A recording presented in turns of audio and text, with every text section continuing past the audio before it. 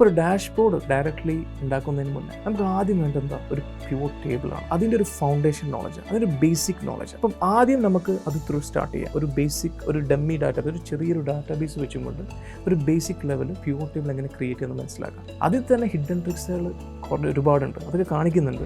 സാധാരണ രീതിയിലാണ് എന്താ ചെയ്യുക, പ്യൂർ ടേബിൾ ഇല്ലെങ്കിൽ ഒരു ഇന്ന റിപ്പോർട്ട് ഉണ്ടാക്കണമെങ്കിൽ, ഇന്ന ക്രൈറ്റീരിയ വെച്ചുകൊണ്ടൊരു ഡാറ്റ ബിൽഡപ്പ് ചെയ്യണമെങ്കിൽ മാനുവലി എന്താ ചെയ്യുന്നത് കാണിച്ചില്ല. അതിനുശേഷം പ്യൂറിലേക്ക് എടുക്കും. അപ്പോൾ അതിൻ്റെ ഡിഫറൻസ് നമുക്ക് കറക്റ്റ് മനസ്സിലാവും. ഇപ്പോൾ ഹ്യൂജ് ഡാറ്റാബേസ് ആണെങ്കിലും നമുക്ക് ഉദ്ദേശിച്ച രീതിയിൽ ഒരു ഡാറ്റ അല്ലെങ്കിൽ റിപ്പോർട്ട് സബ്മിറ്റ് ചെയ്യാൻ പറ്റിയില്ലെങ്കിൽ പിന്നെ അത് നെഗറ്റീവ് എന്നുള്ളതാണ്. എത്ര വലിയ ഹ്യൂജ് ഡാറ്റയാണെങ്കിലും നമ്മൾ ഉദ്ദേശിച്ച രീതിയിൽ ക്വിക്കായിട്ട് നമുക്കൊരു വിഷ്വലൈസേഷൻ MI ഡാഷ്ബോർഡ്സിൽ കൺവേർട്ട് ചെയ്യാൻ പറ്റും. അപ്പോൾ ഇതിനൊക്കെ ഒരു സൊല്യൂഷനാണ് ഈ പിവോട്ട് ടേബിൾ എന്നുള്ളത്. നമുക്കതിൻ്റെ സിസ്റ്റമാറ്റിക് മെത്തേഡ് ത്രൂ 1 by 1 എങ്ങനെ ക്രിയേറ്റ് ചെയ്യാനുള്ളത് നമുക്ക് നോക്കാം. ക്രിയേറ്റ് ചെയ്യുന്നതിന് മുന്നേ അതിന് ചെറിയ സർട്ടൻ റൂൾസ് ഉണ്ട്, അത് ഞാൻ എക്സ്പ്ലെയിൻ ചെയ്യാം.